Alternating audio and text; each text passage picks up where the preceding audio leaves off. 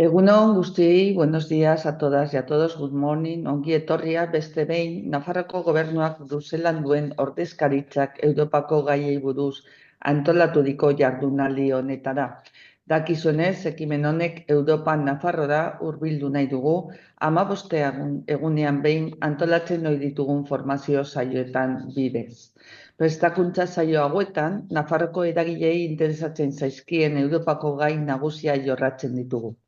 Ekimen hau kanpo ekintzako zuzendaritza nagusiaren kanpo ekintzako planaren lan ardatzetako batean barruan kokatzen da. Ardatz horrek, hain zuzen ere, helburu hori du, Europa hurbiltzea eta gure komunitaterako lergarriagoa egitea. Decía que bienvenidas, bienvenidos todos a esta nueva jornada organizada desde la Delegación del Gobierno de Navarra en Bruselas para conocer un tema europeo de gran interés para todos. Esta es una iniciativa que llevamos para acercar Navarra a Europa y Europa a Navarra a través de sesiones de formación, habitualmente cada 15 días, que organiza, como digo, la Delegación del Gobierno de Navarra en Bruselas dentro de la Dirección General de Acción Exterior. Es una iniciativa, además, que se enmarca dentro del Plan de Acción Exterior, cuya segundo plan se está ahora desarrollando, se está ahora elaborando y en breve tendremos. Este eje, de todas formas, el objetivo de acercar y hacer más comprensible Europa para nuestra ciudadanía, continuará reforzado en este segundo plan. Es un empeño del Gobierno de Navarra, desde luego, de participar en líneas de trabajo beneficiosas para nuestra comunidad y en alinear nuestras políticas con Europa. Y en este sentido, la delegación de Navarra en Bruselas es fundamental, ya que monitoriza, explora y transmite de una manera sencilla la ingente cantidad de información que emana de la capital europea. Queremos estar presentes en Europa con voz propia, pero también que Europa esté presente en nuestras políticas y en nuestro día a día. En el último evento organizado por la delegación conocimos el programa de trabajo 2025 de la nueva Comisión Europea y sus prioridades, y una de ellas era la prosperidad y la competitividad sostenibles en Europa, como marca la brújula estratégica para la Unión Europea. Dentro de este eje de prosperidad y competitividad, la iniciativa para la descarbonización industrial se materializa en varias estrategias como el Clean New Industrial Deal o Pacto Industrial Limpio, que fue presentado el pasado 26 de febrero y que hoy es el tema que se va a tratar en este seminario. Este Pacto Industrial Limpio, propuesto por la Comisión Europea, está basado en los 3 desafíos a los que debemos hacer frente la Unión Europea: el cambio climático, la competitividad de su industria, la dependencia de materias críticas. En base a este análisis se va a desplegar un importante paquete de medidas, tanto legislativas como económicas, de apoyo para conseguir una industria europea descarbonizada y rentable. Porque más Navarra en Europa significa también preparar a nuestra industria para la nueva normativa y alinearla con las estrategias europeas, ya que me gustaría recordar el importante peso que la misma supone para nuestra región: el 31% del PIB de nuestra comunidad, por encima de la media europea.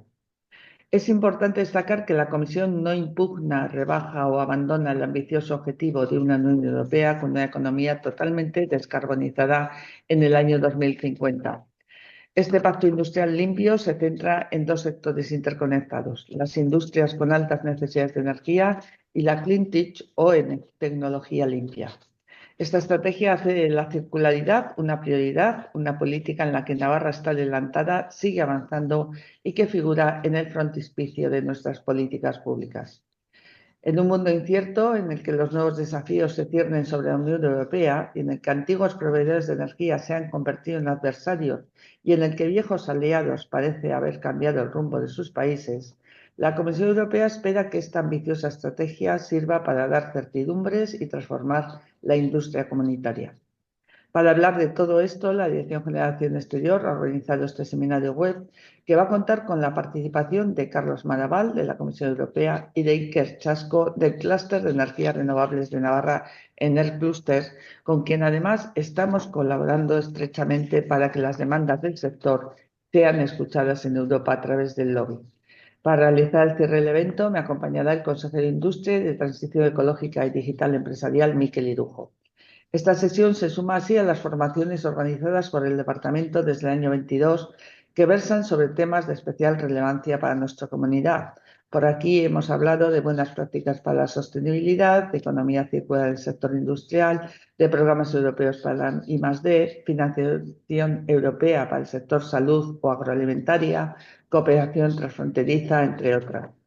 Como decía, tratamos de acercar la realidad europea y hacerla más accesible, y lo hacemos por nuestra vocación europeísta, porque defendemos que construyendo entre todos y todas Europa, impulsamos al mismo tiempo el desarrollo y la cohesión social de Navarra, contribuyendo a situarla a la cabeza de las regiones más avanzadas de la Unión. Gracias, eskerrik asko, por lo tanto, a todos los participantes que nos acompañáis, a todas vosotros por asistir a esta jornada, que a buen seguro va a resultar muy ilustrativa y que esperemos que sea también enriquecida con vuestra participación. Esta es en última instancia para lo que trabajamos, como decía, para más Navarra en Europa y más Europa en Navarra. Eskerrik asko, muchas gracias. Eskerrik asko, Ana, y vamos a comenzar con el primer interviniente, el primer ponente, que yo creo que es la primera. Agradecemos enormemente que haya tenido la amabilidad de estar con nosotros. Y bueno, tiene un currículum bastante impresionante, licenciado en Economía y además doctor por la Universidad de New York, lo cual, pues bueno, ha tenido diferentes puestos en el gobierno del Estado y también, sobre todo, lo que más nos interesa, en la Unión Europea, en diferentes direcciones generales, en finanzas, en Recover, en Ener. Por lo tanto, un currículum absolutamente lleno. Sobre todo, lo que me ha llamado la atención es con la misma edad que yo, pero con una cierta experiencia acumulada. En este sentido, pues te lo agradecemos, Carlos, y adelante. Tuya es la palabra para la ponencia. Bueno, muchas gracias. En esto de los currículums uno siempre quiere brillar lo más que pueda, así que gracias. Pero bueno, es un placer para mí formar parte de este webinar y espero que sea útil para todos los participantes y que de un poco el contexto ese que mencionaba la vicepresidenta, de que Navarra esté en Europa y Europa esté en Navarra. Como sabéis, bueno, como has mencionado, trabajo en la Dirección General de Energía, entonces voy a hacer un enfoque que va a estar bastante centrado en todo el aspecto energético. En ese sentido, sabéis que nos reunimos en un momento muy clave, ¿no? En el despliegue de una política energética en Europa, que hay un esfuerzo por descarbonizar la industria y asegurar su competitividad global. Y entonces en esta intervención hoy voy a cubrir 5 puntos. Uno, cuál es el contexto, básicamente. Ahí queda englobado el Clean Industrial Deal. Perdonad por los anglicismos, pero a veces es quizás más rápido si estoy tratando de traducir todo el rato, usar lo que empleamos a diario, ¿no? Aquí en Bruselas. Entonces, el contexto. Dentro del Clean Industrial Deal voy a hacer mención al Plan de Acción por una Energía Asequible, o Action Plan for Affordable Energy. Y este consta básicamente de 4 patas, que es reducir el coste de la energía, completar la unión de la energía y después atraer inversiones y asegurar su despliegue, ¿no? Y por último, tratar de reforzar nuestra preparación ante futuras crisis en la medida que sea posible. Si podéis pasar a la siguiente transparencia, por favor.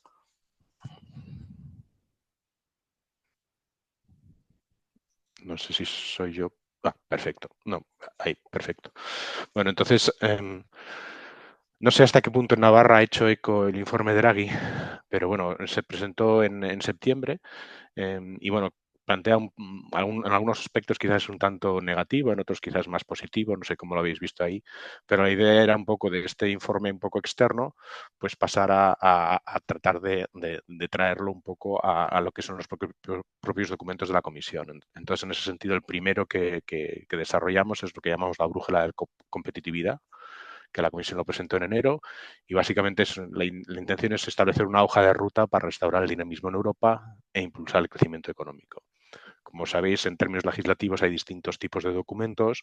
Una hoja de ruta no tiene un rango de cumplimiento debido, como puede ser una legislación, pero sí que trata un poco, pues, de ir apuntando ya hacia dónde vamos a ir, ¿no? Y como decía, pues esa brújula se basa en el informe Draghi. Está muy relacionada con el futuro de la competitividad europea y la idea es proporcionar un marco estratégico para impulsar el trabajo de la propia Comisión durante este mandato. O sea, un poco orientar a los demás cómo la Comisión va a tratar de trabajar en el futuro. Como os podéis imaginar, la energía ocupa un lugar central en este contexto. Es cierto que si uno se mira, pues, las estadísticas nacionales, solo representa un 1,1% del PIB en Europa, pero bueno, todos sabemos que está detrás de todos los procesos, muchos procesos energéticos están detrás de toda la actividad económica. Es una piedra angular para asegurar la consecución de nuestros objetivos de descarbonización y competitividad. Y bueno, valga decir también que es uno de los elementos por los que se fundó inicialmente a lo que hoy en día es la Unión Europea, ¿no? La Comunidad Económica del Carbón y el Acero. Si podéis pasar a la siguiente transparencia, por favor. Entonces, en ese contexto lo que tenemos es el Pacto Industrial Limpio, que básicamente se concentra en dos tipos de industrias, ¿no? Las de gran consumo energético, ¿no? Las electrointensivas y las que necesitan un punto de calor muy elevado, y también todo lo que son el sector de las tecnologías limpias, ¿no? En el que parece que con todo el ruido que hemos tenido en los últimos tiempos, puede parecer que se iba a quedar un poco, pues bueno, hemos hecho este impulso tremendo en los últimos años, vamos a dejar de apretar el acelerador, vamos a echar para atrás, ¿qué es lo que va a pasar? ¿No? Y como decía, estoy en la Dirección General de Energía, con lo cual me voy a centrar en la palanca de energía asequible, ¿no? Entonces, bueno, si podéis ya pasar a la siguiente. Entonces, bueno, probablemente todos estáis al tanto del elevado precio de la energía, ¿no? Desde 2022 yo creo que ya tenemos un poco toda la paranoia en la cabeza, pero bueno, por saber un poco, aunque digamos que ahora los precios están volviendo, es cierto que los elevados costes de la energía siguen siendo una pesada carga para ciudadanos e empresas. Si nos miramos los precios de la electricidad al por menor para la industria se han duplicado, o sea, a día de hoy, en comparación con la media de 2014-2020, y solo en 2023 los precios de los consumidores industriales medianos estuvieron un 97% por encima de la media histórica. Entonces, es cierto, las cosas están mejor de donde estaban en 2022, obviamente, pero bueno, siguen siendo muy elevados. Nuestra propia estimación es que a nivel de hogares, aproximadamente 46 millones de europeos siguen viviendo en una situación de pobreza energética, y esa brecha de precios de la energía, o sea, aunque hayan vuelto a caer los precios y a una situación más normal, si se puede decir, no deja de ser cierto que están por encima de los competidores mundiales y están erosionando nuestra competitividad industrial, ¿no? Por ejemplo, en 2023 los precios de la electricidad industrial en Europa casi duplicaron los de Estados Unidos. Entonces, en este contexto, obviamente la pregunta es, bueno, ¿qué podemos hacer? Y ahí lo que yo creo que probablemente todo el mundo probablemente comparta es que no existe un único factor que determine estas facturas, ¿no? Pero bueno, sí que hay algunos clave y probablemente el primero, y que probablemente justifica que sigamos yendo para adelante en la estrategia de descarbonización, es la persistente y fuerte dependencia de las importaciones de combustibles fósiles, ¿no? O sea, Estados Unidos es un país que tiene recursos energéticos propios, otras zonas del mundo también, Europa no los tiene. El principal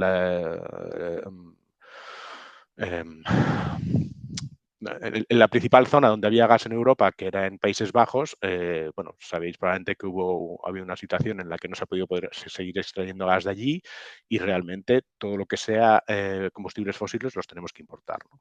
Entonces eso obviamente nos pone en las manos de otros, como hemos observado con la crisis de Ucrania, ¿no? Eso da lugar no solamente a que el nivel de precios sea elevado, sino también que haya volatilidad, lo cual para muchas empresas pues es probablemente tanto más relevante, ¿no? Y lo que observamos es que el 90% de la demanda de gas natural de la UE sigue siendo satisfecha a través de importaciones, es decir, hemos conseguido salirnos de Rusia, pero hemos ido a otros, y que más del 28% de la generación de electricidad en la UE sigue dependiendo de combustibles fósiles. En 2022 tenemos la factura total de importación de combustibles fósiles, que se disparó hasta el máximo probablemente absoluto, 604.000 millones de euros. Creo que nuestro comisario estuvo en el Parlamento Europeo y mencionó el otro día que desde que fue la crisis en Ucrania hasta hoy, con todo lo que le hemos pagado a Rusia por sus fósiles, aunque hayamos reducido nuestra dependencia, podríamos haber comprado 2.400 jets, ¿no? F-35, estos para bombardearles. Pero bueno, por mencionar un poco los datos, ¿no? Que son muy elevados. Y en segundo lugar, lo que observamos, aparte de esa dependencia tan relevante, son ineficiencias en nuestro propio sistema energético, ¿no? Una falta de integración plena que agrava ese problema, y básicamente es porque contamos con interconexiones inadecuadas, una infraestructura de red obsoleta y una flexibilidad que es todavía limitada, ¿sí? Todos ellos son obstáculos para ampliar que esas fuentes de energía entren y sustituyan a otras, ¿no? Y que además nos beneficiemos de que son más baratas y más limpias, ¿no? Y un último punto que mencionamos todo el rato aquí en Europa es el largo procedimiento de concesión de permisos, que sigue retrasando, pues acelerar, ¿no? Esa transición, que los proyectos energéticos críticos tengan lugar. Por último, lo que observamos como tercer factor ya es un aumento de costes del sistema que tiene que ver con las tarifas de acceso, los impuestos y los gravámenes, ¿no? Y ello está aumentando aún más los precios de la electricidad. Los retos que nos enfrentamos son claros y urgentes, y corremos un riesgo real de desindustrialización si no se toman medidas ahora, que obviamente en regiones como Navarra pues probablemente es todavía más importante, ¿no? La siguiente transparencia, por favor.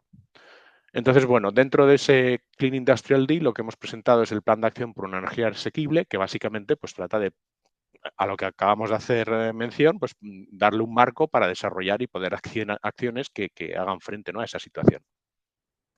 Lo adoptamos el 26 de febrero y bueno, es esa acción concertada inmediata por parte de la Comisión, los Estados miembros y la industria, que básicamente se plasma en 4 pilares con 8 medidas concretas.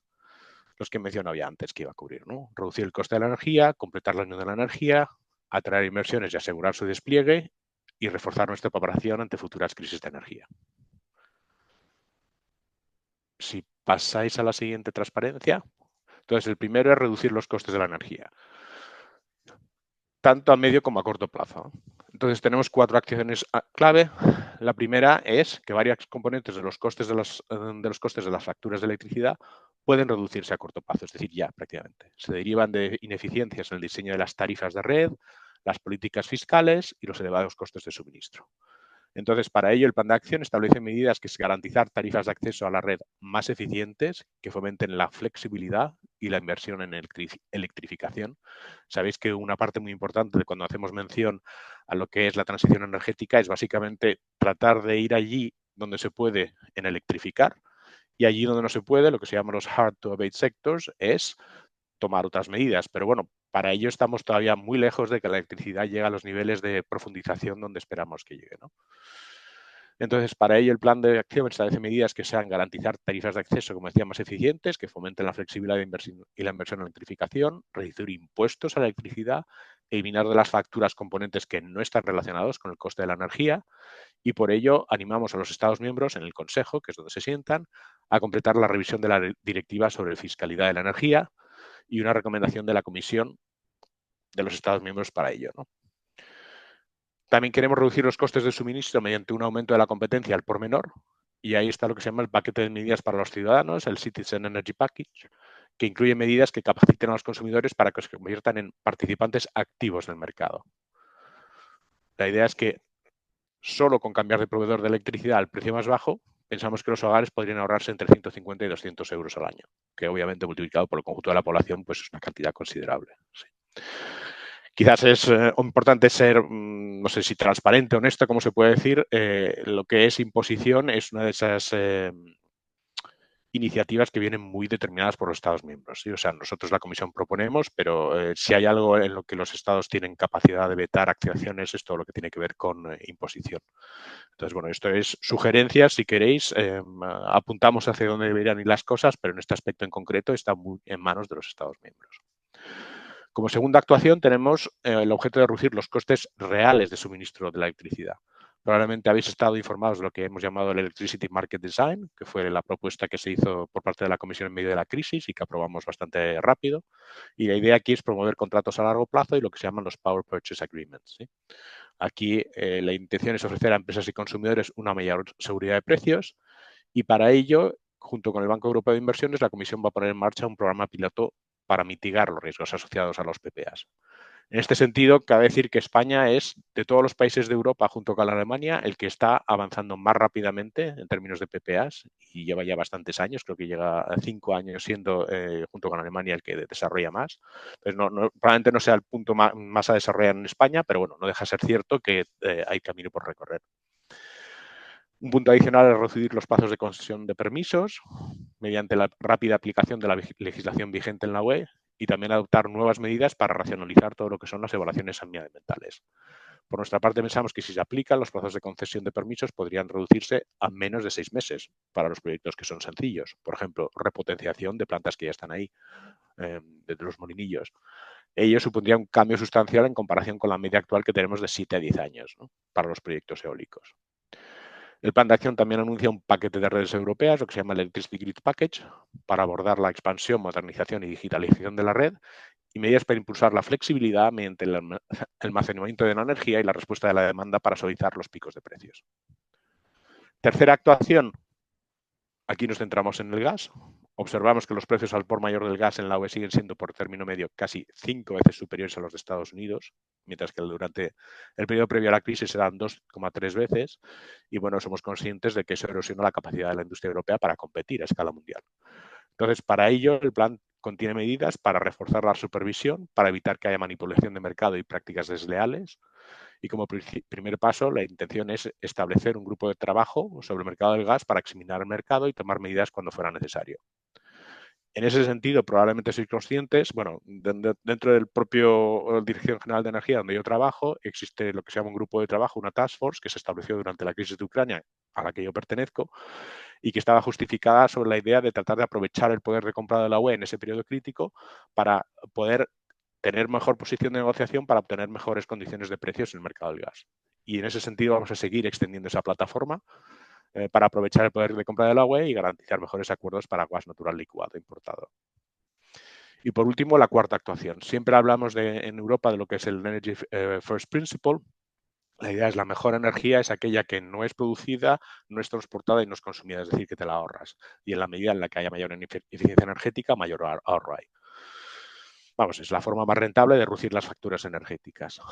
Desde 2000 hemos conseguido reducir el consumo de energía industrial en un 20%, al tiempo que hemos aumentado la producción de la industria, lo cual demuestra, a nuestro juicio, que el crecimiento económico y eficiencia energética pueden ir de la mano. Para ello, el plan busca mejorar el acceso al capital y proporcionar incentivos financieros para apoyar la creación de un mercado de eficiencia energética de dimensión europea.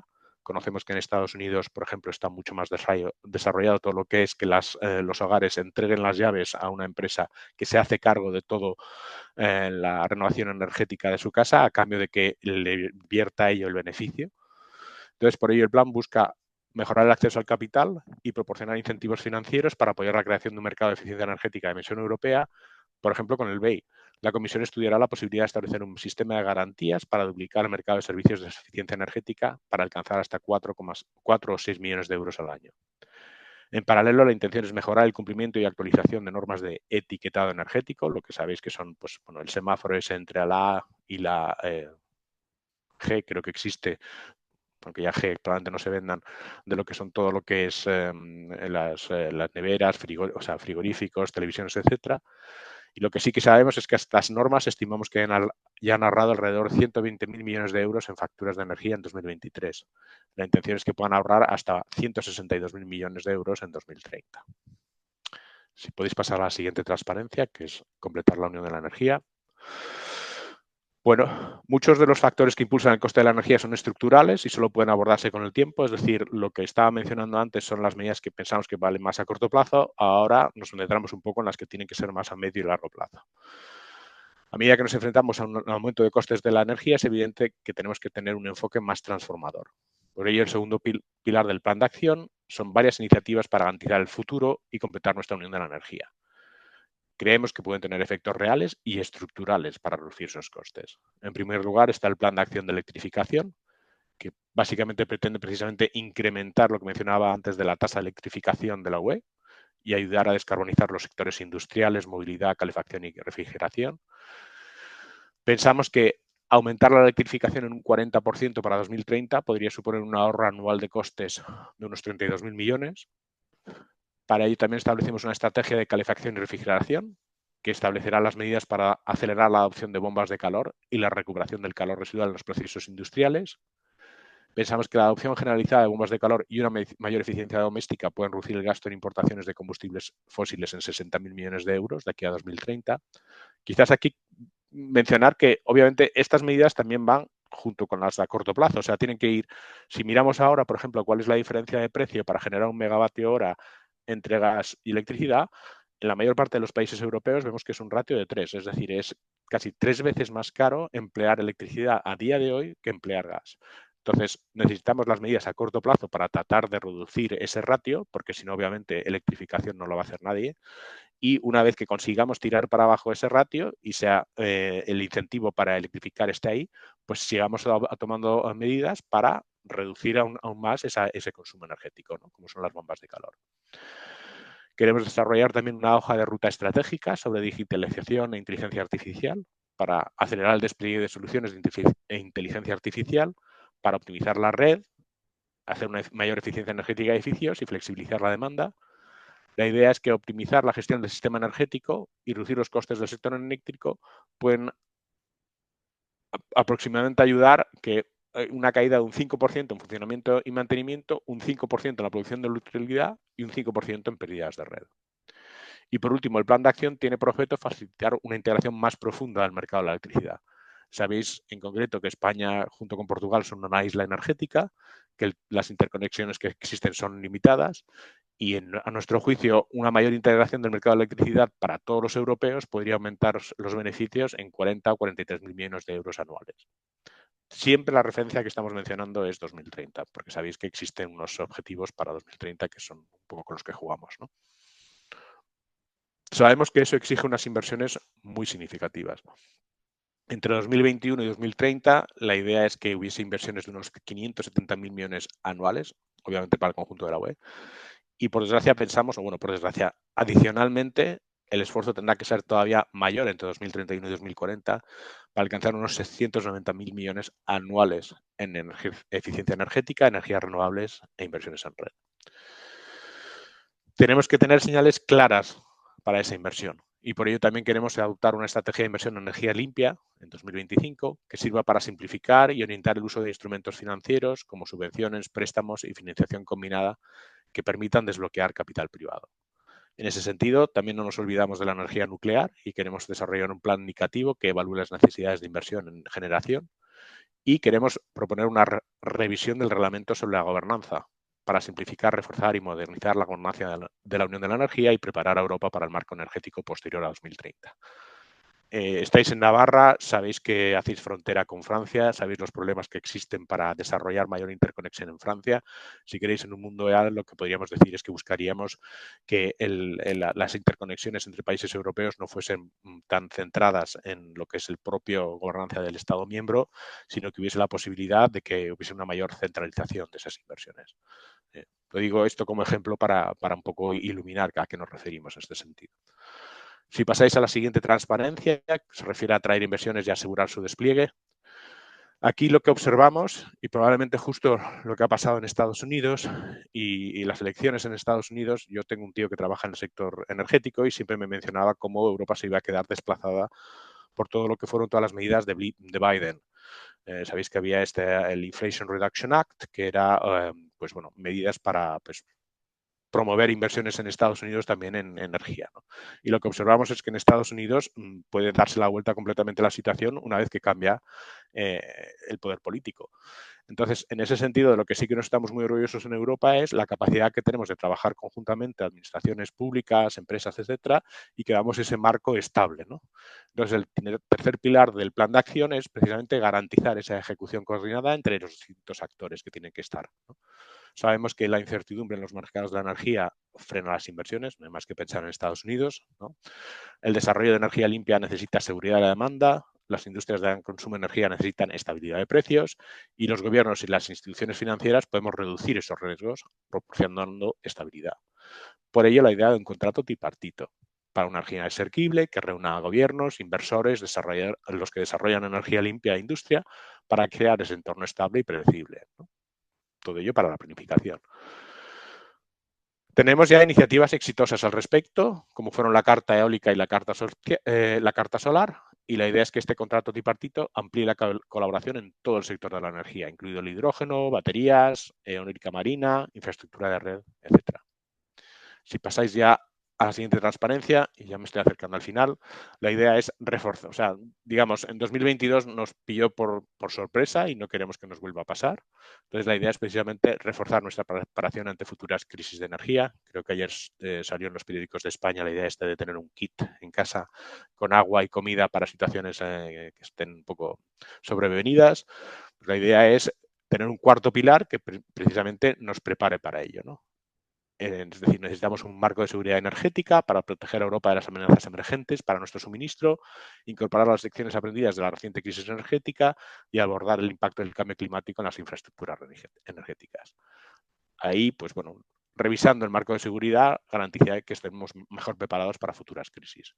¿Cuáles son posibles nuevas herramientas de respuesta a las crisis? Pues la idea es que haya una ingestión más inteligente de la demanda para evitar picos de precios, una mejor cooperación transfronteriza entre lo que son los Transmission System Operators, ¿no? Los TSOs, en España Red Eléctrica y Enagas, y los reguladores para aumentar temporalmente la capacidad de flujos eléctricos entre fronteras y así pueda fluir donde más se necesita. Sabéis que justo coincidió en 2022 que las centrales nucleares en Francia estaban bajo mantenimiento y tuvimos que importar cantidades masivas de electricidad, por ejemplo, de un tercer estado como es el Reino Unido, ¿no? Normalmente la exportación de electricidad va de Europa continental hacia el Reino Unido.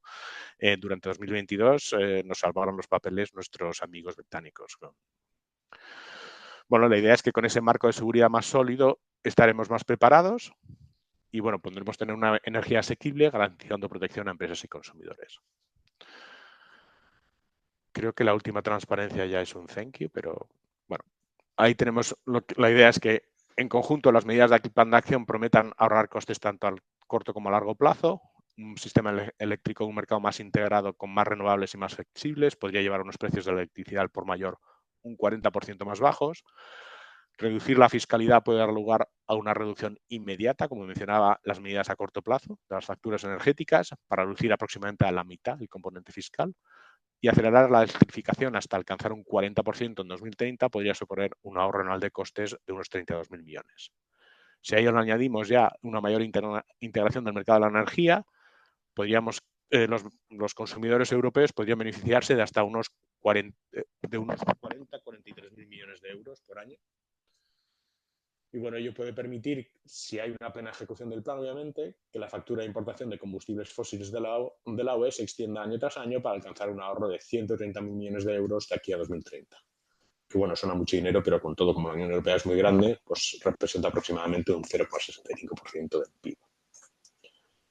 Y creo que nada más por mi parte. Gracias. Pues muchísimas gracias, Carlos. Me ha parecido apasionante el repaso que has hecho. Se me ocurren bastantes preguntas y sobre todo los datos que has ofrecido del dinero que se ha gastado, que se ha vertido a Rusia, con el que se podrían haber comprado no sé cuántos cazas F-35, supongo que es el caza de quinta generación más caro del mundo, ¿no? Y también te has referido a la conexión, a los problemas que puede tener Navarra en la conexión con el Estado francés, que también me parece interesante, que te haría preguntas, pero el tiempo es limitado. Pero en cualquier caso, ya te tendremos en otra ocasión. Y ahora tenemos que pasar al siguiente interviniente, que es Iker Chasco, que, bueno, podemos decir que es simplemente el director gerente de Enercluster, de las energías renovables de Navarra, pero es mucho más, ¿no? Es casi ya un amigo de esta oficina, con el que trabajamos en común prácticamente a diario y en el que estamos en varios proyectos. Bueno, él ha visitado Bruselas y como verán, pues dedica prácticamente 24 horas al día a su trabajo, ¿no? Hay que encauzar en este momento esta fuerza a solo 15 o 20 minutos, Iker, porque evidentemente el conocimiento de Iker es amplio, su trabajo es pues, está muy entregado a la causa y tienes 20 minutos para explayarte. Es que recasco, Iker. Es que ricasco, Iñigo. Bueno, buenos días. Es que ricasco webinar hau jarraitzen ari zareten guztioi. Muchas gracias a los que estéis asistiendo a este webinar. No sé si estamos compartiendo ya la presentación.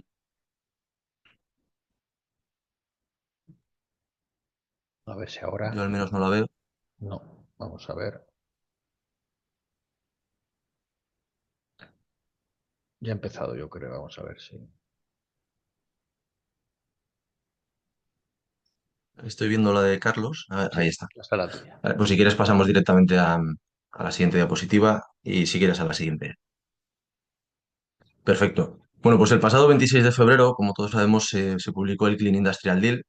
Y bueno, pues el Clean Industrial Deal abarca desde luego muchos aspectos. En esta presentación me centraré en tres aspectos que entiendo clave, tanto para Europa y que pueden tener, de hecho tienen afección para Navarra, que son el impulso a la generación renovable. No me entretendré mucho porque Carlos se ha explayado ampliamente sobre este tema. El contenido local y la modificación del mecanismo de ajuste de carbono en frontera, el CEBA, ¿no? Pasamos a la siguiente, por favor. Desde el clúster bueno, en Europa en general estamos viendo, ¿no? que podemos hablar incluso de una era sin precedentes en cuanto al desarrollo de nueva capacidad renovable en Europa, ¿no? Eh, y es importante porque refleja la evolución de una Europa hacia un modelo más sostenible, menos dependiente de combustibles fósiles. Ya sabemos, como bien ha dicho Carlos, que tanto su disponibilidad como el precio están muy sujetos a variaciones de mercado, tensiones internacionales y la transición energética, ¿no? hacia el uso mayoritario de fuentes de energía renovables, pues bueno, permitirá a Europa ganar en independencia energética y también en competitividad, ¿no?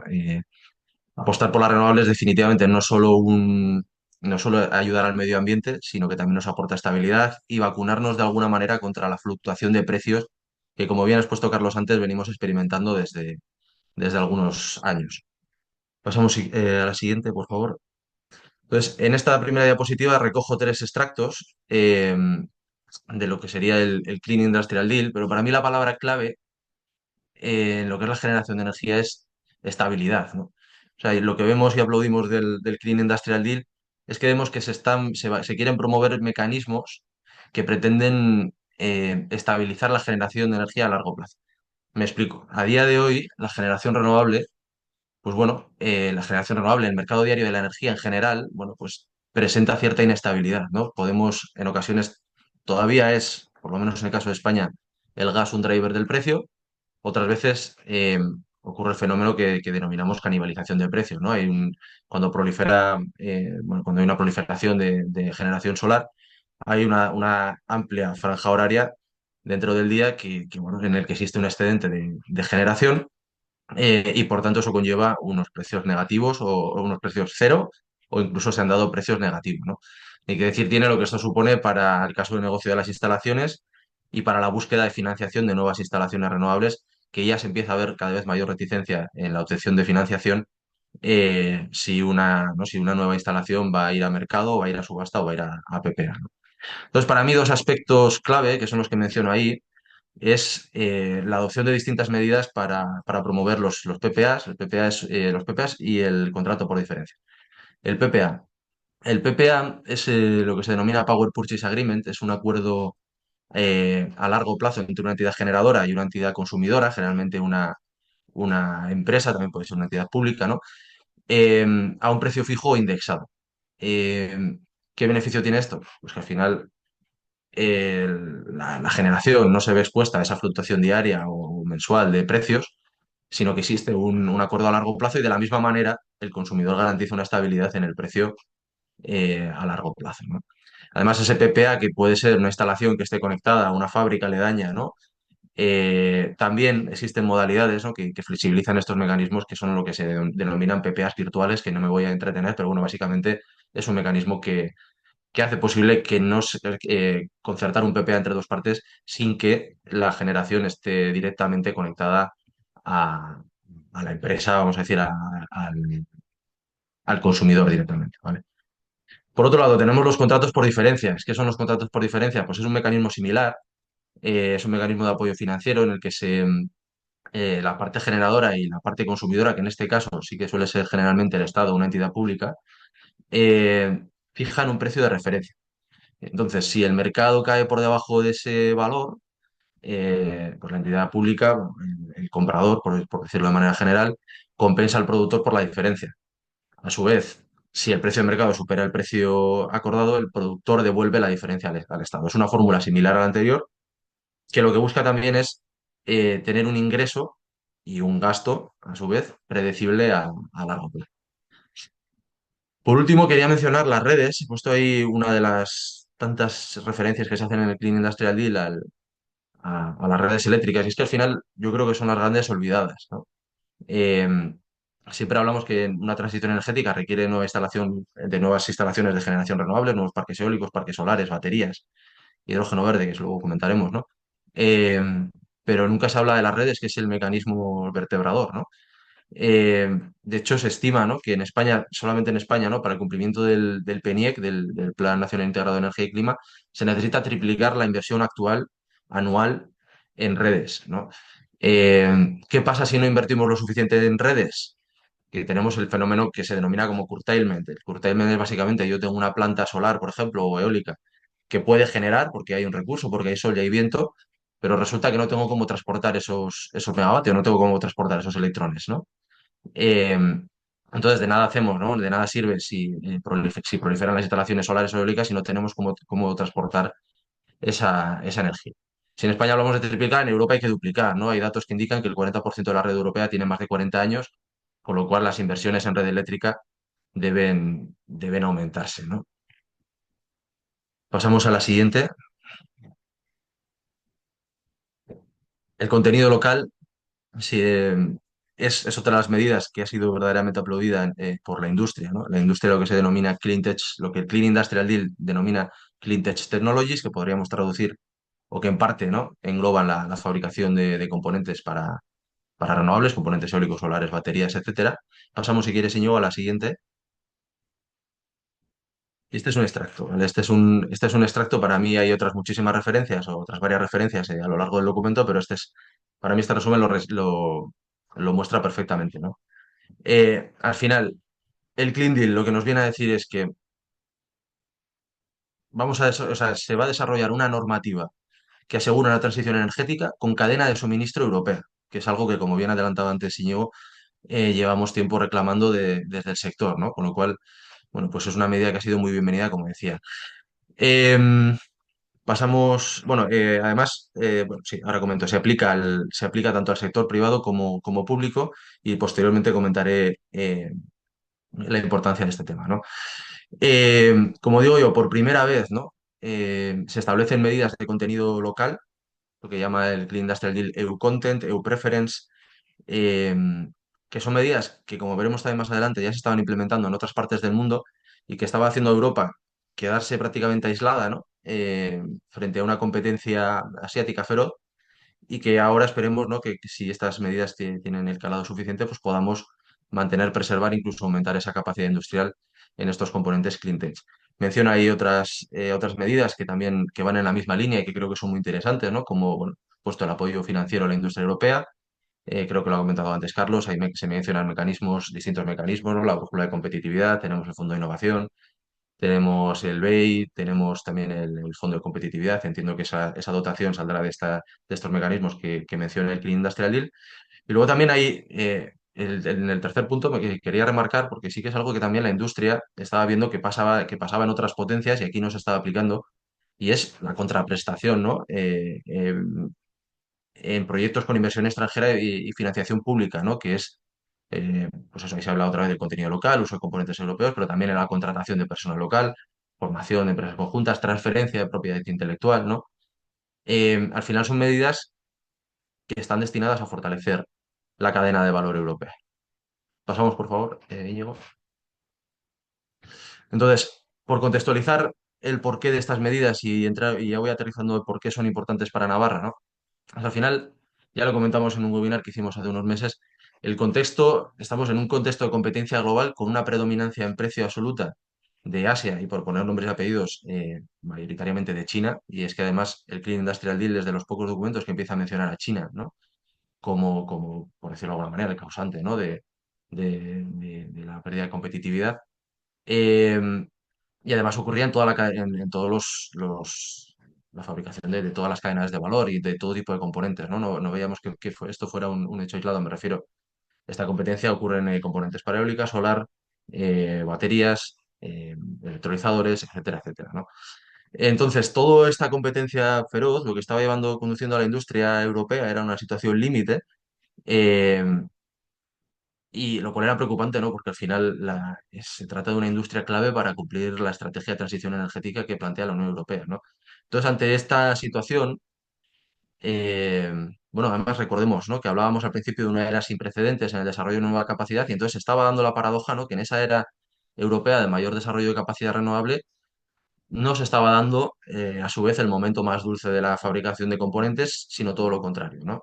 Entonces, bueno, he recogido aquí en esta transparencia bueno, pues una serie de declaraciones de calls for action, ¿no? Que estaban haciendo distintos Estados miembros, ¿no? Como Francia, Alemania, Suecia, Dinamarca, ¿no? Ante esta situación, solicitando a la Unión Europea estas medidas de mayor calado, ¿no?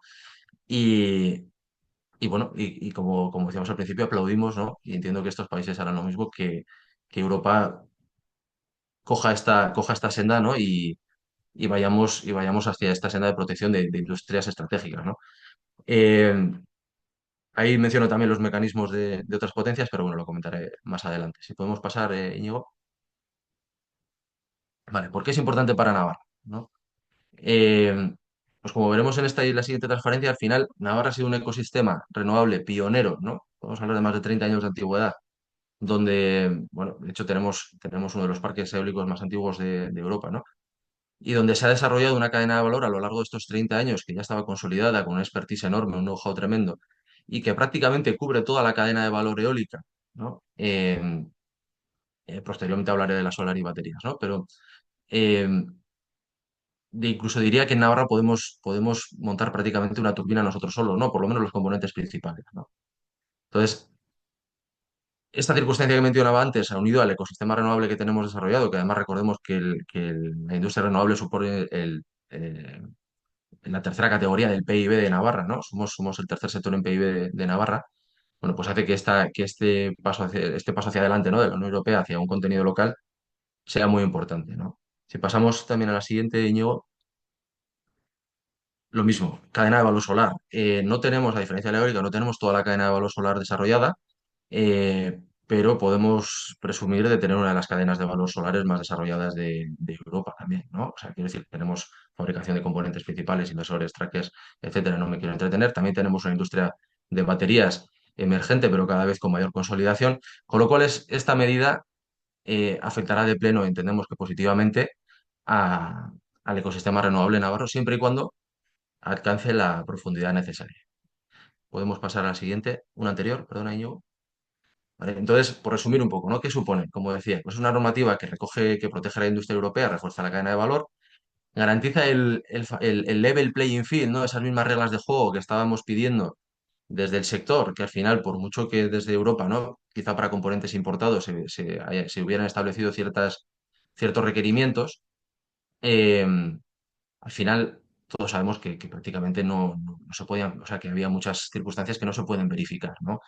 O que requerirían un esfuerzo económico enorme para ser verificadas. Al final, al traernos la fabricación, al imponer la fabricación local, ¿no? O fomentar esa fabricación local, también estamos pudiendo verificar que ese level playing field se está cumpliendo porque al final van a ser fábricas implementadas en territorio europeo, ¿no?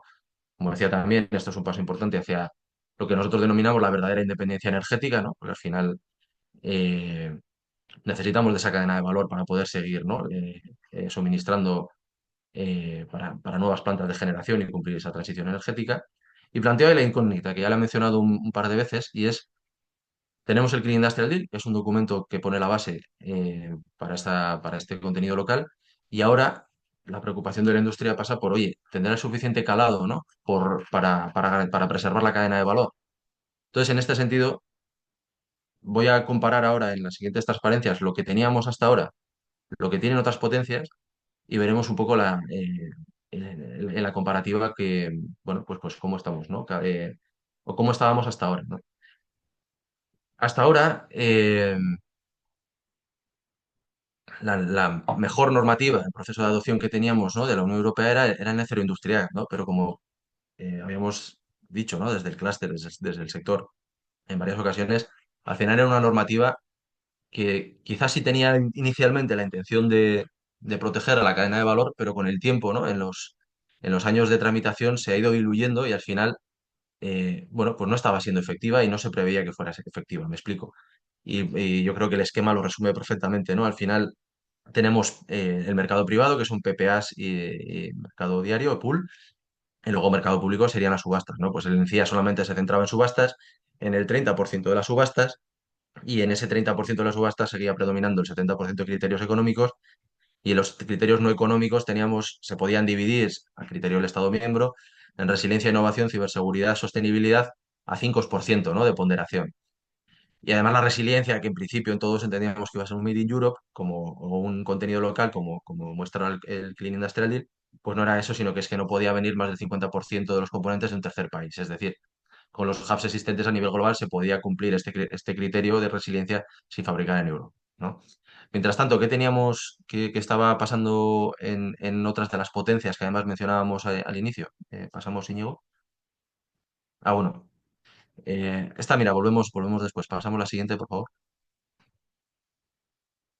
Estados Unidos, ¿no? Estados Unidos, antes Carlos mencionaba el IRA, ¿no?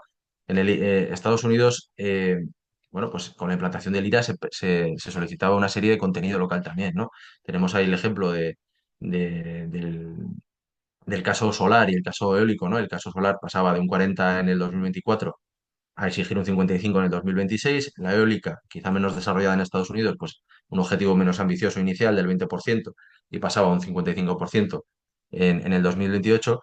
También teníamos que no lo he indicado aquí, pero el IRA también mostraba otra serie de criterios de fomento de la generación, también criterios de fabricación local como Steel or Iron Requirement, que indicaba que cualquier componente metálico tendría que tener toda la cadena de valor en Estados Unidos para computar como local, etcétera, etcétera, ¿no? O sea, una medida que hasta ahora, bueno, de mayor calado y a la vista está, en ese gráfico lo muestro, que a los meses, ¿no? Del anuncio del IRA, pues las inversiones en distintas fábricas de componentes renovables, pues aumentaron considerablemente, ¿no? Las inversiones en Estados Unidos. Pasamos a la siguiente.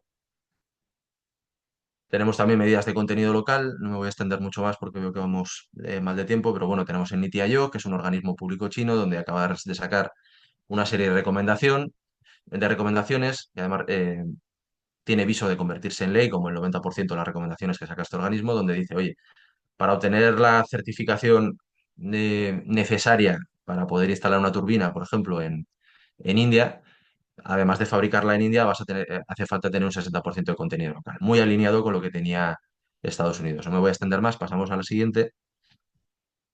También tenemos el caso de Brasil, ¿no? El caso de Brasil, bueno, pues creó una industria renovable de la nada de 2010 a 2013 con las medidas de contenido local. Es cierto que no es una potencia en sí, pero también es otra fórmula de contenido local que, bueno, pues en la que se plantea una serie de componentes básicos en este caso, muestro ahí de la turbina, y bueno, y para cumplir el criterio de contenido local, para poder acceder a financiación atractiva del Banco de Desarrollo de Brasil, del BNDES, bueno, pues hace falta elegir una serie de componentes de fabricación local en Brasil. Entonces, con todo esto, bueno, ahora comento esto de aquí, pero con todo esto lo que quiero decir es que antes teníamos una normativa mucho más diluida, ahora el Clean Industrial Deal parece que da ese paso adelante, ¿no? Y ahora tenemos que ver qué profundidad adquiere, qué medidas, si se va a asemejar a alguna otra medida de las que ya hay implantadas a nivel global, en Estados Unidos, India, Brasil, por ejemplo, o lo contrario, qué otra fórmula, ¿no? Va a seguir, ¿no? Y en función de esa fórmula, como decía, pues iba a tener el verdadero calado para mantener la cadena de valor. En esta transparencia lo que incluía también el European Action Plan para el sector de la automoción, porque también incluye contenido local para las baterías. Con lo cual parece que sí, que esa senda, ¿no? que ha cogido Europa tiene toda la intención de seguirla. Pasamos a la siguiente. En esta y a la siguiente también. Aquí no me entretiene mucho, pero simplemente indicar, ¿no? que esta revisión del mecanismo de ajuste de carbono en frontera, del CBAM, también ha sido aplaudida por la industria, porque sí que es cierto que la versión anterior creaba una simetría. eh, Pasamos, si quieres, a la siguiente. De hecho, Íñigo, creaba una simetría porque solamente aplicaba materias primas, ¿vale? Entonces, eso hacía que la empresa, vamos a decir, que fabrica un producto de valor añadido en Europa, todavía se estaba manteniendo competitiva por comprar esa materia prima de terceros países. Entonces, claro, si grabamos solamente la materia prima, lo que va a pasar es que lo que estaba pasando es que nuestra industria se iba a volver menos competitiva, mientras que otros fabricantes que utilizaban de terceros países, ¿no? Fuera de la Unión Europea, que utilizaban la misma materia prima, no iban a haber grabado su producto final. Entonces, el hecho de ampliarlo a lo que denominan el downstream goods, o lo que sería toda la cadena de valor, ¿no? O aguas arriba, aguas abajo, pues desde luego elimina esa asimetría y hace que por lo menos esta normativa no perjudique, ¿no? a la industria europea. Y lo mismo también indica que es que se ampliará, ¿no? a la consideración de emisiones indirectas. Eh, Nosotros aquí reclamábamos, ¿no? desde el sector, que al final no se estaba aplicando los costes de CO2 de, por ejemplo, la logística, ¿no? Que al final los componentes eólicos, por ejemplo, son muy voluminosos y entendemos que ese coste de CO2 se tendría que tener en cuenta, ¿no? Entonces, si vamos a lo que es la normativa en sí del CBAM, veremos que las emisiones indirectas no hacen referencia estrictamente a esa logística, sí hacen una mayor referencia al CO2 emitido el CO2 emitido con la energía utilizada para la fabricación de ese producto, pero bueno, desde luego también es otra manera aunque finalmente no incluya esta logística, que bueno, a nuestro juicio parecería un error, porque al final ese CO2 logístico se contempla en todas las normas ISO para el cálculo de la huella de carbono. Pero bueno, por lo menos vamos ampliando también ese abanico que también, pues bueno, como decía antes, elimina esa asimetría que generaba el CBAM anterior. Entonces ya si pasamos a la última, estas serían un poco las conclusiones, ¿vale? Aplaudimos que la Unión Europea se pone en marcha con decisión hacia una protección tácita, ¿no? de la industria renovable y de la industria en general.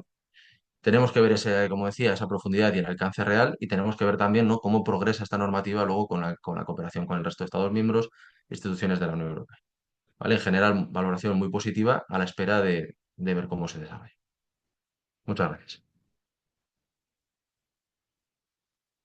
Es que recasco, muchas gracias, Iker, por mostrarnos estos datos sobre la importancia de esta industria en Navarra y sobre todo por tu petición no solo de que haya un escudo de la Unión Europea, sino de que la industria dentro de la Unión Europea compita con las mismas normas que la de otras potencias europeas, de otras potencias mundiales. Por lo tanto, yo creo que, bueno, numerosos datos y muy interesantes. Ya vamos sobre el tiempo y vamos al turno de preguntas. Hay dos que tienen que ver con la economía circular. Agradecemos a Monse y a Carla Peruca sus preguntas, pero como creo que tendremos que hacer algún seminario sobre economía circular, dejaremos esas preguntas para el futuro. Y sí que voy a formular dos que provienen de Idoia Arauzo. El papel del hidrógeno verde en la transición hacia la industria limpia, ¿no? Idoia Arauzo trabaja en la Comunidad de Trabajo de los Pirineos, de la que Navarra forma parte, ¿no? Trabajamos con ellos. Y la segunda os la voy a formular a la vez para que los dos muy brevemente podáis dar vuestra opinión. Preguntan qué quieren decir con la comunicación, la Unión Europea, la comunicación del 26 de febrero con la frase, traduzco, la industria de la Unión Europea requiere un inmediato acceso a capital. Para ofrecer alivio a corto plazo, el Clean Industrial Deal movilizará más de 100.000 millones de euros para mejorar el negocio de la industria limpia hecha en la Unión Europea. Quiere saber John Asin Muñoa qué significa esta frase dentro de la comunicación de la comisión. Os la formulo, dais vuestra opinión lo más concisamente posible. Iker, no sé si quieres ir primero. Todo tuyo. A ver, quizás plantear un poco hidrógeno fue un poco le llamamos un vector energético, ¿no?, que ha estado un poco detrás de todas las iniciativas. Cuando se dispara el precio del gas natural en 2022, parece ser que vamos a conseguir que sea comercialmente viable de manera generalizada. Y obviamente, aunque los precios, como mencionaba al principio de nuestra intervención, no han caído, siguen altos, no han caído tanto que en este momento hay más preguntas en relación al hidrógeno, ¿no?, que en el pasado. Entonces, yo creo que aquí es muy importante pensar que dentro de lo que es la Unión Europea, España tiene una situación privilegiada para desarrollar ese hidrógeno. El plan justo de recuperación y transformación lo reflejaba en la primera versión del plan, incluso con las enmiendas posteriores que están teniendo lugar. La idea ahí es que hay aproximadamente unos 3.700 millones asignados a hidrógeno para el desarrollo de toda la cadena de valor, para que la industria española se integre en proyectos IPCI que son conjuntos con el resto de Europa, y también para actuaciones puntuales como puede ser, por ejemplo, la planta que tiene en Asturias ArcelorMittal, ¿no?, y sustituir hidrógeno fósil por hidrógeno verde. Entonces, seguimos creyendo que el hidrógeno es la respuesta, y simplemente que en esa situación en que comercialmente su viabilidad comercial es un poco más, está un poco más puesta en cuestión, hemos desarrollado iniciativas como puede ser lo que se llama el European Hydrogen Bank, que es precisamente tratar de identificar proyectos concretos en los que sí que merece la pena, si quieres, suplir esa diferencia entre lo que le hace comercialmente viable y no, pero hacerlo de una forma competitiva a través de subastas.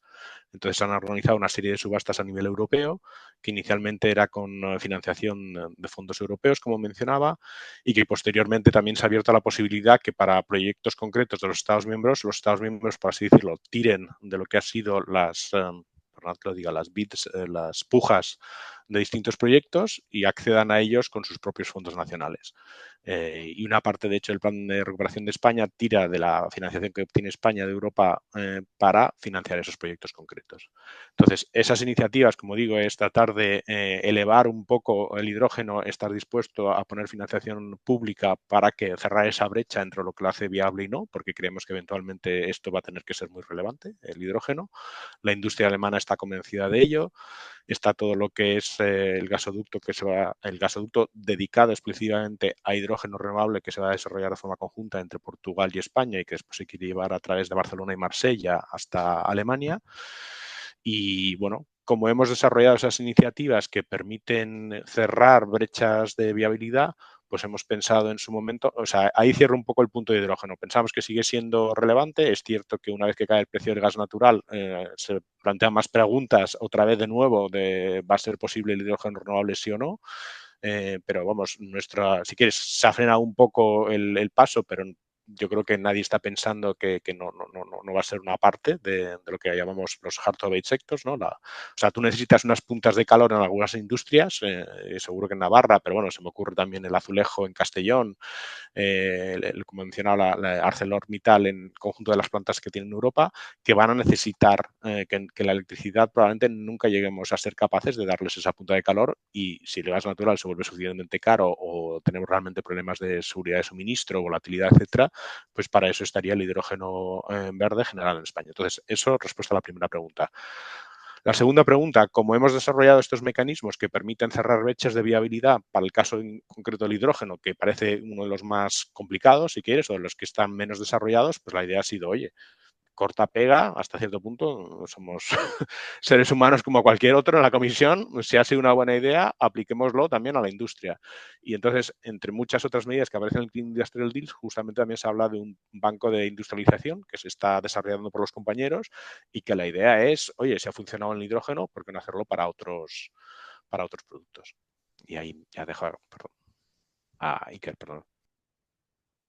No, bueno, un poquito más que añadir, ¿eh? O sea, al final suscribo totalmente lo que dices y quizá en torno a la parte del hidrógeno, yo solamente apuntaría que al final, o sea, es cierto que ahora mismo se pone en tela de juicio la viabilidad del hidrógeno verde para ciertos proyectos o su aplicación a ciertos sectores, pero es que lo que tenemos que hacer es empezar a generar, ¿no? Al final es una tecnología emergente que no podemos desdeñar antes de empezar a producirla, ¿no? Yo estoy convencido, de hecho existe lo que, bueno, algunos expertos utilizan la escalera del hidrógeno, donde dicen que hay sectores que a día de hoy es perfectamente viable la transformación de hidrógeno gris a hidrógeno verde, pero estoy convencido que conforme empecemos con estos sectores, con la industria empiece a coger volumen, empiece a innovar, y luego la escalera aguas abajo se irá completando con casos de negocio de éxito.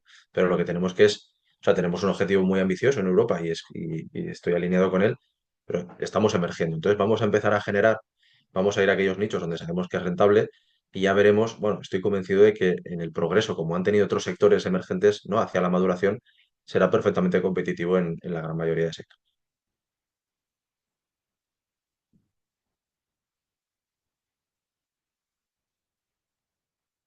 Pues muchísimas gracias a ambos por las respuestas y por las interesantes charlas que habéis proporcionado y que yo creo que se merecerán otro seminario. Vamos ahora con la clausura, a ver si tenemos a nuestro último interviniente.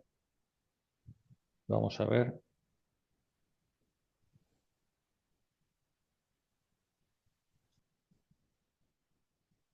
Bueno, hemos de decir que gure azken parte hartzailea izango da Mikel Irujo Amezaga. Amezaga oso garrantzitsua da, bigarren abizena, nuestro consejero de Industria de Transición Ecológica y Digital Empresarial. Vamos a ver si lo tenemos ya conectado.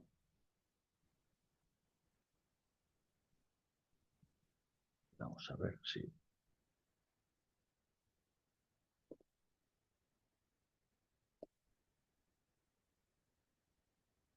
que es un experto en esta materia y tenía mucho interés en clausurarlo. Tenía también una reunión a la misma hora y ya está, a ver si conseguimos que se conecte. Kaixo, Mikel. Estaba... Bai, beste bilera bat, gure azken parte hartzailea Mikel No, que Irujo ya Artaga. me conecto y más o menos he estado, perdón, bueno, esto ya sabíamos, y eso he estado más o menos, reconozco, siguiendo la jornada porque teníamos un consejo aquí, pero bueno, yo voy a hacer como me habéis invitado a la clausura, lo cual agradezco, la Dirección General de Acción Exterior, y visto cuál es el tema y todo lo que estamos viviendo últimamente, sí que voy a hacer un cierre muy breve y muy político. Quiero decir, lo cierto es que estamos viviendo una escalada a nivel discursiva, y no solo de grupos políticos, de poner en cuestión diferentes objetivos que nos hemos marcado no solo en la Unión Europea, sino que van contra la línea de flotación de los propios ODS, ¿no? Con la excusa inicial de que a lo mejor nos estamos pasando, de que hay que hacerlo más gradual, de que la industria no está preparada, y un largo etcétero de argumentos que van cogiendo mucho peso, y ya no solo en determinadas líneas políticas. Insisto, esto se está ampliando. Yo creo que tal y como está la cuestión, y sobre todo en vista de todas las inversiones industriales que ya se han acometido para que esta transición sea efectiva, más allá de cumplir el 31 de diciembre del 2030, etcétera, etcétera, no estoy hablando de que haya un cumplimiento exhaustivo, pero el poner dudas encima de la mesa es lo que va a hacer, sin duda alguna, que entonces sí que entremos en una espiral de no cumplimiento. Cierto. Es decir, hay una de las diferencias que, desde luego, a nivel industrial aquí en Navarra, todas aquellas compañías que tienen una presencia directa en China, por ejemplo, nos dicen, en China el mensaje es unívoco. Es decir, si hay que hacer la transición, se hace. Es cierto que tienen otra realidad en cuanto a organización política, no voy a entrar a eso, pero también es cierto que lo que estamos haciendo ahora mismo a nivel discursivo me parece altamente preocupante.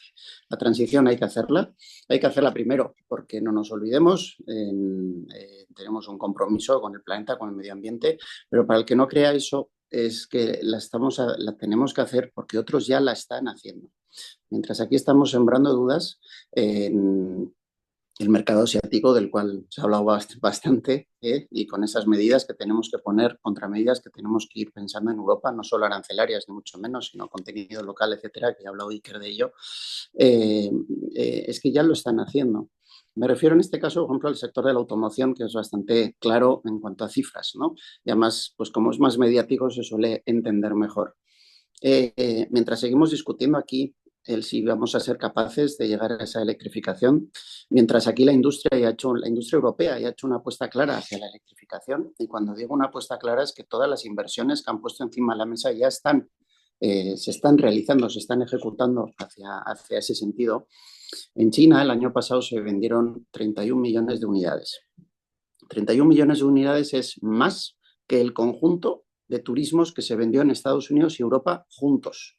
Es decir, no es que China sea ya el primer mercado del mundo, es que es el primero y duplica al segundo y tercero. Y de esos 31 millones de unidades, 11 millones ya fueron eléctricos. Es decir, es un mercado que ya está dando el paso.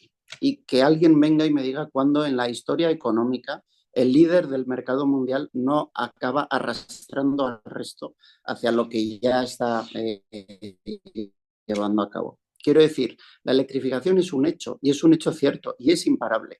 Entonces aquí no tenemos que discutir los plazos de la misma, lo que tenemos que hacer es acelerar los pasos de la misma. Y eso solo se consigue mediante un discurso claro e inequívoco no solo hacia las instituciones, sino también hacia la sociedad. Porque además de todo, y con esto sí que acabo, el sistema actual es el que nos está llevando a esta crisis económica en Europa. El sistema actual es, y siempre lo digo de esta manera, es sucio, es ineficiente y es caro. Es sucio porque estamos matando el planeta, eso ya lo he dicho, pero es que es ineficiente porque nos hace extremadamente dependientes del mundo exterior. No solo en energía, también en materiales críticos. Aquí es donde entra la economía circular para empezar a paliar en cierta manera estas carencias que tenemos. Es que cualquier oscilación de mercado, yo creo que lo vimos en su máxima expresión el año 22, hace que en Europa la industria deje de ser competitiva. Porque no podemos seguir dependiendo de que alguien fije el precio de la energía por nosotros, o no podemos seguir dependiendo del 100% de que alguien ponga el precio de las materias críticas y aquí nos afecte como nos está afectando. Es ineficiente el actual sistema, este es el que tenemos que cambiar, no cuestionar los plazos. Y en tercer lugar es caro, porque por ejemplo en Navarra, y esto no somos conscientes porque lo tenemos asumido, un 10% de nuestro PIB, un 10% actualmente lo destinamos a la compra de hidrocarburos. Un 10%. Nos estamos gastando un dineral todos los años en comprar combustibles fósiles, ya sea gas, gasolinas, gasóleos, etc. Y eso es muy, muy caro. No produce economía, por ejemplo, en Navarra. Con lo cual, actualmente ya es caro. Lo que pasa es que no solemos mirar el Excel de esta manera. Con lo cual, bueno, era un poco mi discurso final, es que el cambio es un sí o sí, así lo tenemos que ver, pero no solo es por una aspiración ideológica, que también es una necesidad industrial de acelerar este cambio que el mundo ya lo está realizando y que no nos podemos de ninguna manera quedar atrás, porque la competitividad de nuestra industria va a depender de lo rápido que hagamos esta transición.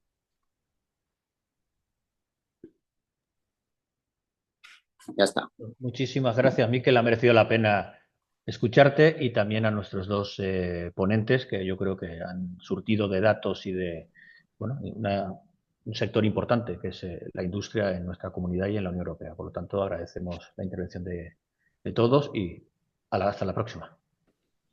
Eskerrik asko, agur. Eskerrik asko zuei. Mil gracias por la invitación.